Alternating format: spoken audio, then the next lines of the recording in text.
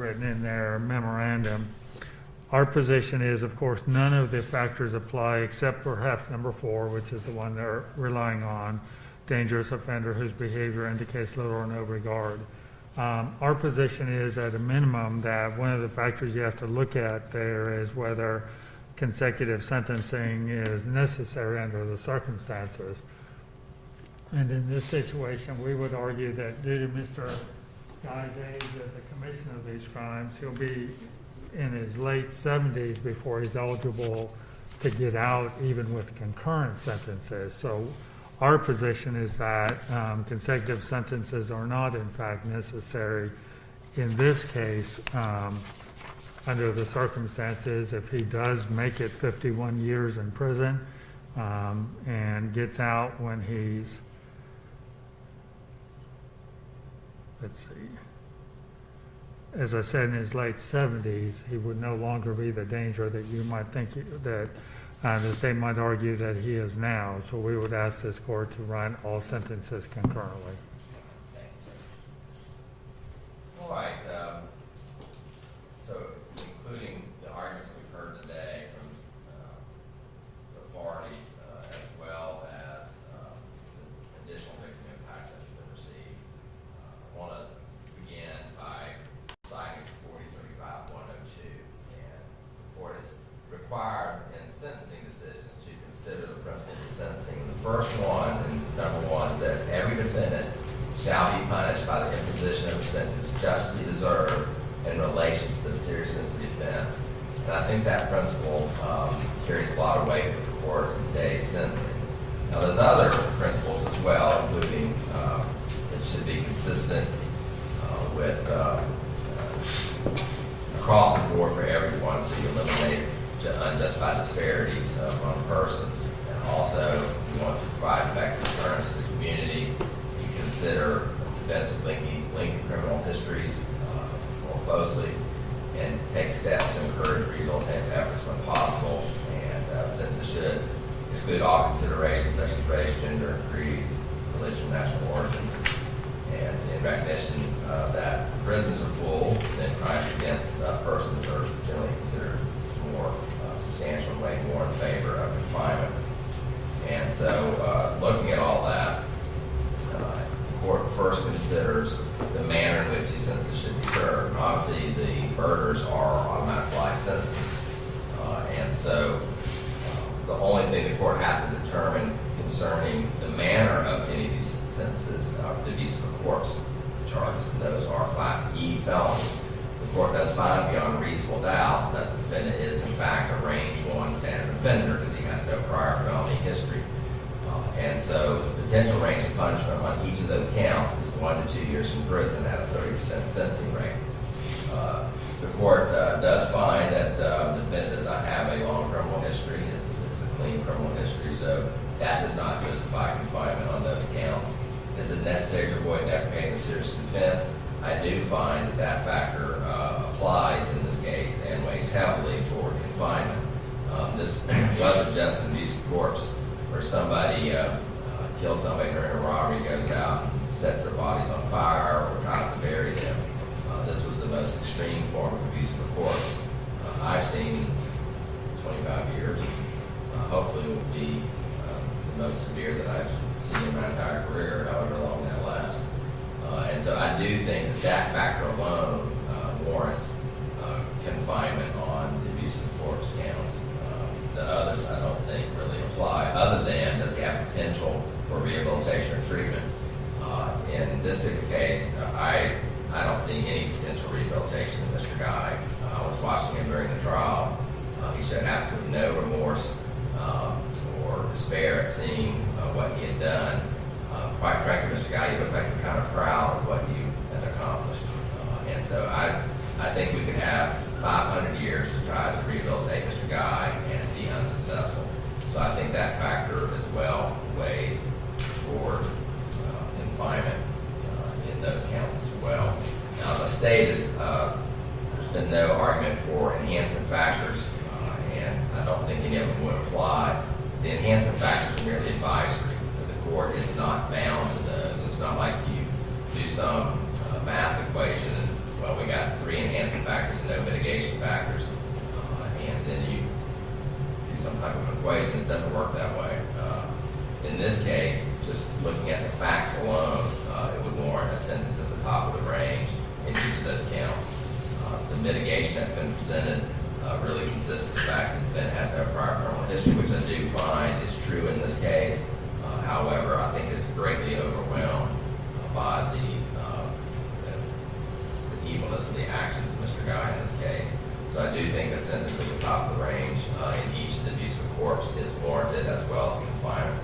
So the only other question for the court to determine is whether or not these sentences should run consecutive. They're not mandatory consecutive, and so the court has to look at potential discretionary consecutive sentencing. And the one that's been cited is what we refer to as the dangerous offender factor.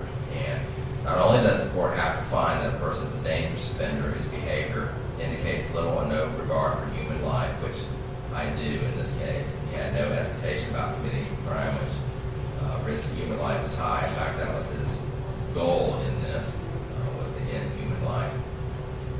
You also have to find what we refer to as the Wilkerson factors. And one of those are the circumstances surrounding the commission of the offense aggravated. And so when we look at the murder counts, I do find that they're aggravated. Mr. Guy was stabbed 42 times in his torso, and this guy over 30 times. This was a crime of, I want to say anger, but I'm not sure it was. This was just a crime of just pure evil overkill. And he was sending a message to his parents and perhaps to his family through his actions. And then the steps that he took to try to dispose of their bodies was beyond anything that would be necessary to form abuse of the corpse. And so I certainly find that the circumstances in this case were aggravated. His confinement for an extended period of time necessary to protect society from the defendant's unwillingness to lead a productive life and the defendant's resort to criminal activity and furtherance of anti-societal lifestyle. And in this case, Mr. Halstead is arguing this factor doesn't apply in that the defendant has no prior criminal history. He is going to be in his 70s, if I ran these concurrent with one another before he got out of jail, and would unlikely be a threat to society. And I'm sure there'll be a lot of physical deterioration in Mr. Guy over the next 51 years. But even then, it's his mind that I'm most worried about. He certainly has evinced a sick and depraved mind. He's certainly not mentally ill. He knew exactly what he was doing. He didn't go about it in a very intelligent way, but in any event, I do think confinement for an extended period of time is necessary to protect society, because I don't think Mr. Guy's mind is going to change at any point. And finally, the aggregate length of the sentence is reasonably relates to the offense for which the defendant stands convicted. And I am aware that if I give him the maximum sentence and stack it, that he'll be 130 years before he'd be eligible for release. Quite frankly, if it was 300 years, I don't think that would still be sufficient to reasonably relate to the offenses for which he is committed. And so I was thinking, is there any closing remarks that I need to make in this thing?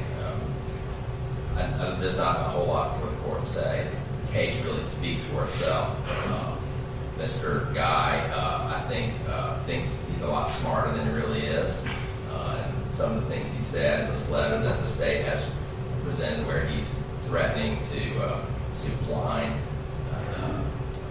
his cellmate so he can get a cell to himself, which, not thinking that through any better than he thought through these homicides. And so this is just a pure act of evil, and it was done in a really unintelligent way. And I think that's probably what would bother Mr. Guy the most, me saying he's unintelligent. So, Mr. Guy, at this time, I ask you to stand up. I'm going to sentence you in his remaining counts. Joel Michael Guy and Dr. number 110145, the court has already pronounced a life sentence in count number 1. The court is going to merge count number 4 into that life sentence. Count number 2, the court has already entered a life sentence for Lisa Guy, and counts 3 and 5 version of that. I'm going to order that count 2 run consecutive to count number 1, and Count number 6, abuse of corpse of Joel Guy, essentially the maximum sentence of 2 years to run consecutive to count number 2, and count at a 30% sentencing rate. Count number 7, abuse of corpse of Lisa Guy, will be the maximum sentence of 2 years and 30% consecutive to count number 6. So it's a total sentence of 2 life sentences consecutive with 4 years stacked on top of that. So you can have a seat, Counselor. All right, the next part of the proceedings will be the filing of a motion of new trial. You have an absolute right to an appeal in these matters, and the public defender will remain your attorney for that. I do want to set a status date. Mr. Halstead, I know you may not have the final motion of new trial prepared by our next day, but I want to make sure we keep it on the calendar so we don't lose track of it. How about status on February 5th? That's a Friday. I'm sorry. February 5th for That's status. fine. Motion for new trial. Yes, Your Honor. All right, so we'll have a status hearing on February 5th to see how close we are to having the motion for new trial prepared and go forward from there. All right, thank you, folks. Of course, we'll take a recess. We'll come back again in the regular. Your Honor, one additional thing, he Yes. would like to stay here pending the motion for a new trial. I've actually dictated it because I promised him I'd get it done quickly. I've given him part of it. I'm going to give it, the rest of it to him tomorrow. I don't have control of that, Mr. Halstead. Once I enter the judgments, he belongs to TDOC, and I'm going to enter the judgments today, so I can't tell TDOC they can't come and get him. So they may come and get him, and I have no control over that.